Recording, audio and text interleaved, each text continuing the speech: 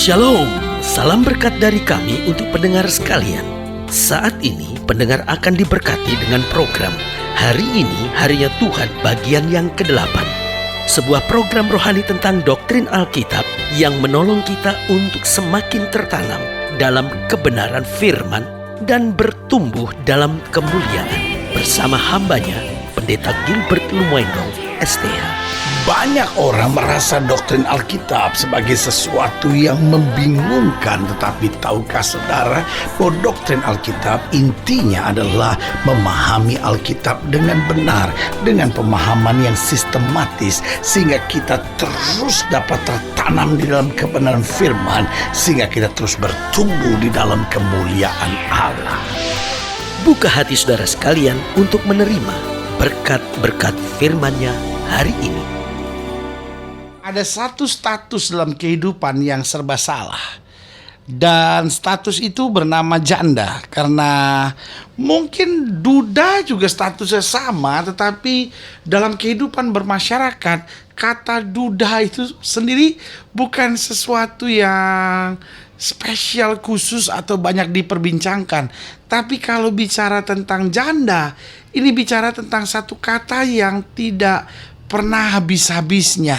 Karena sebagian orang merasa risih jika statusnya adalah seorang janda, sambil berkata, "Ya pendeta, kita ini kan seorang janda, serba salah, mau terlibat dalam pelayanan, nanti orang pikir kita hanya cuman mau cari-cari calon suami."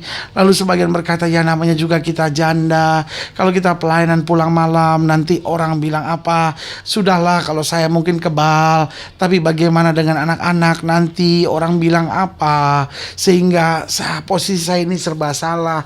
Tapi ada sebagian orang yang berkata dengan bangganya, "Toh saya kan sudah janda, jadi saya mau buat apa juga itu kan hak saya," gitu. Nah, jadi kita lihat di sini bahwa zaman memang sudah berubah, bahwa dulu mungkin keberadaan atau status sebagai janda menimbulkan syak buat banyak orang. Tapi sekarang mungkin ada banyak orang yang merasa bahwa ya sudahlah, lebih baik status saya jelas daripada kalau saya seorang gadis lalu karena kecelakaan akhirnya kita melakukan hubungan seks di luar nikah, dan kemudian ya saya dibilang gadis, ya bukan gadis, saya dibilang bukan gadis tetapi ya pada kenyataannya saya belum menikah, sehingga akhirnya ini menimbulkan banyak perdebatan.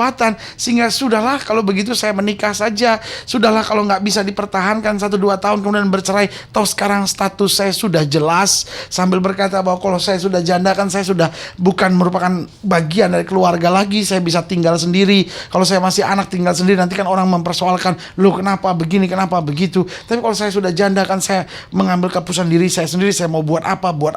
Waduh, saudaraku yang kasih dalam Tuhan, ini menjadi persoalan besar.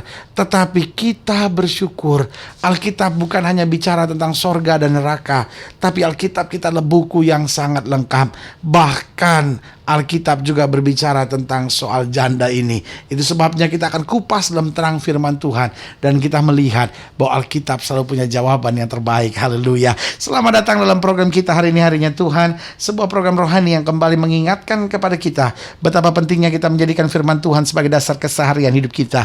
Karena selama kita menjadikan firman Tuhan sebagai dasar keseharian hidup kita, langkah-langkah ke depan kita menjadi langkah-langkah yang penuh dengan kepastian, kemenangan, dan mujizat. Haleluya. Dan dalam program ini memang kita sedang membahas tentang satu kata penting yang menjadi problema, yang seringkali juga menjadi persoalan, yaitu soal janda. Nah, kita akan lihat sama-sama soal janda ini dari 1 Timotius pasal 5. 1 Timotius pasal 5 ayat yang ketiga sampai ayat yang ke-16. 1 Timotius pasal 5 ayat yang ketiga sampai ayat yang ke-16. Saudara-saudara yang ingin mengambil Alkitab saudara, saya beri kesempatan untuk itu, sehingga kita sama-sama menggali kebenaran firman Tuhan. Atau mungkin saudara mau mencatat dengan alat tulis dan catatan, silahkan. 1 Timotius pasal 5 ayat yang ketiga sampai ayat yang ke-16. Judul perikop ini memang tegas, jelas mengenai janda. Hormatilah janda-janda yang benar-benar janda. Wah, saudaraku yang kasih dalam Tuhan, Paulus mulai perikop ini kepada Timotius dengan sangat jelas. Hormatilah janda-janda yang benar-benar janda. Berarti Alkitab mau tegaskan, Ada janda yang benar-benar janda, ada janda yang bukan sebenarnya seorang janda. Tetapi jikalau seorang janda mempunyai anak atau cucu, hendaklah mereka itu pertama-tama belajar berbakti kepada kaum keluarganya sendiri dan membalas budi orang tua dan nenek mereka, karena itulah yang berkenan kepada Allah. Sedangkan seorang janda yang benar-benar janda, diulangi sekali lagi, yang ditinggalkan seorang diri, menaruh harapannya kepada Allah dan bertekun dalam permohonan dan doa siang malam.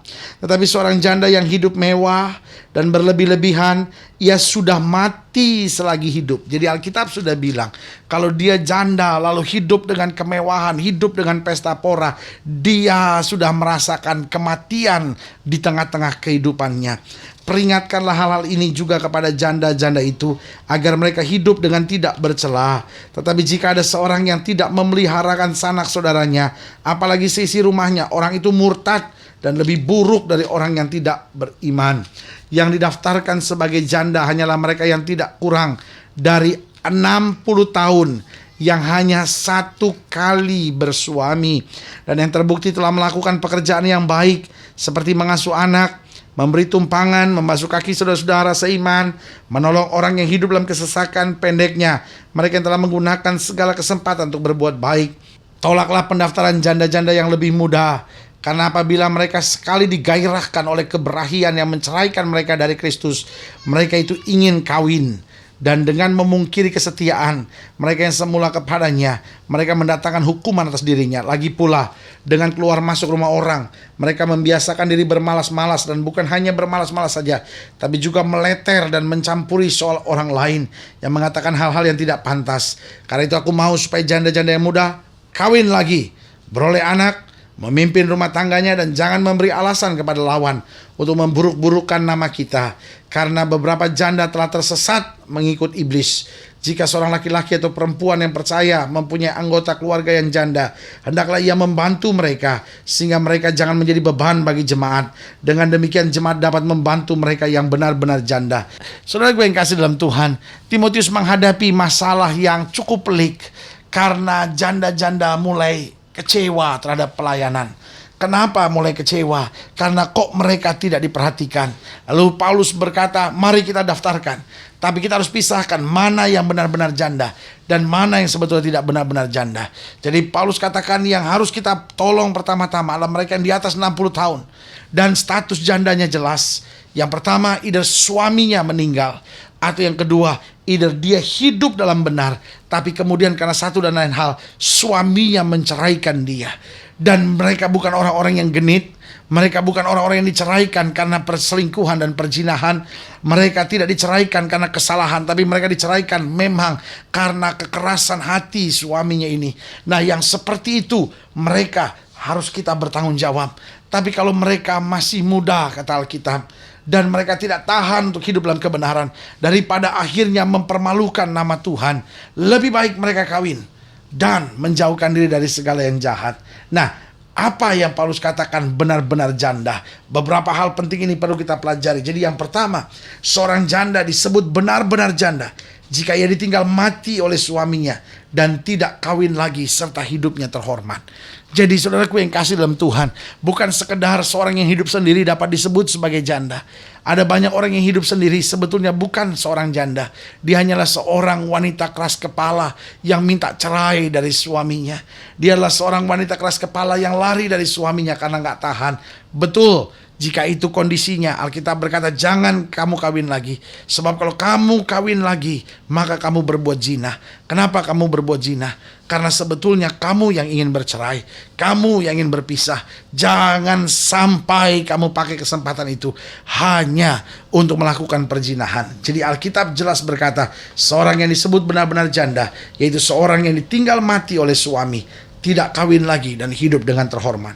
Yang kedua, kita pelajari dari ayat bacaan ini bahwa seorang janda tidak akan direndahkan jika ia memiliki kualitas rohani yang berbeda. Apa artinya memiliki kualitas rohani yang berbeda? Status janda tidak seharusnya membuat seorang itu dapat direndahkan. Status janda, kalau dia membuktikan bahwa dia seorang janda yang bertanggung jawab terhadap anak-anaknya, yang bekerja keras, yang berjuang, yang hidup suci, hidup benar, justru bukan saja dia sukses, tetapi orang kagum kepadanya. Orang melihat sungguh dia janda yang takut akan Tuhan, dia janda yang hidup benar, dia janda yang senantiasa menyenangkan hati Tuhan. Saudaraku yang kekasih dalam Tuhan, ini yang Tuhan cari. Ini yang hilang di akhir zaman, penuh dengan janda-janda yang hanya pusing bagaimana cepat kawin lagi. Itu sebabnya tidak heran sekarang banyak orang kawin 2 kali, 3 kali, 4 kali. Kenapa? Karena dia kecewa lagi. Kenapa? Karena hidupnya tidak berkenan kepada Tuhan. Yang ketiga saya pelajari, seorang janda harus mengisi waktunya dengan hal-hal yang positif. Paulus berkata, jangan sampai dia meleter, jangan sampai dia hanya keluar masuk rumah orang, bermalas-malasan dan mencampuri seolah orang lain. Tetapi Paulus mau ingatkan bahwa janda-janda ini harus mengisi waktunya dengan hal-hal positif. Didik keluarganya, bangun masa depannya, sediakan waktu untuk Tuhan, berdoa, buat pelayanan yang baik bagi kemuliaan Tuhan. Maka Roh Kudus akan senantiasa memberi kekuatan. Saudaraku yang kasih dalam Tuhan, ada kalanya janda bukanlah sebuah pilihan. Ada kalanya janda adalah sebuah bagian hidup yang pahit yang harus dijalani. Tetapi ingat, seperti Yesus mengasihi umatnya, Yesus mengasihi janda-janda yang takut akan Tuhan. Selalu Tuhan menyediakan pertolongan, selalu Tuhan menyediakan kekuatan, selalu Tuhan menyediakan jalan keluar. Haleluya. Karena itu saudaraku yang kasih dalam Tuhan, bersandar pada Tuhan, kekuatan dari Tuhan selalu datang tepat pada waktunya. Haleluya. Saudara ingin dilayani lebih jauh, hubungi kami melalui telepon, hubungi kami melalui surat, kunjungi website kami, karena kami ada untuk membawa Bapak Ibu Saudara senantiasa lebih dekat pada Tuhan dan mengalami kasih kuasa mujizat yang luar biasa. Haleluya. Melalui program ini secara khusus juga saya mau berdoa untuk setiap saudara yang sakit, setiap saudara yang berbeban berat, karena kita percaya bahwa bagi Yesus tidak ada perkara yang mustahil. Saudara-saudara ingin didoakan secara khusus, pendengar sekalian boleh taruh tangan kanan saudara di dada dan kita berdoa. Bapa, dalam nama Yesus, hamba berdoa buat yang sakit, hamba doa buat yang berbeban berat, hamba doa buat setiap mereka yang sedang menghadapi masa-masa yang sukar. Hamba berdoa di dalam nama Yesus, Tuhan jamah, Tuhan bangkitkan iman mereka, Tuhan bawa mereka melihat kemuliaan Tuhan, sehingga kami semua boleh bangkit dan menyadari bahwa kemuliaan Tuhan sungguh luar biasa. Kemenangan terjadi, kekuatan terjadi, dan berkat-berkat Allah mengalir. Di dalam nama Yesus kami berdoa. Haleluya. Amin. Saudaraku yang kasih dalam Tuhan, kita sudah berdoa. Ingat, Allah tidak pernah lalai menepati janjinya.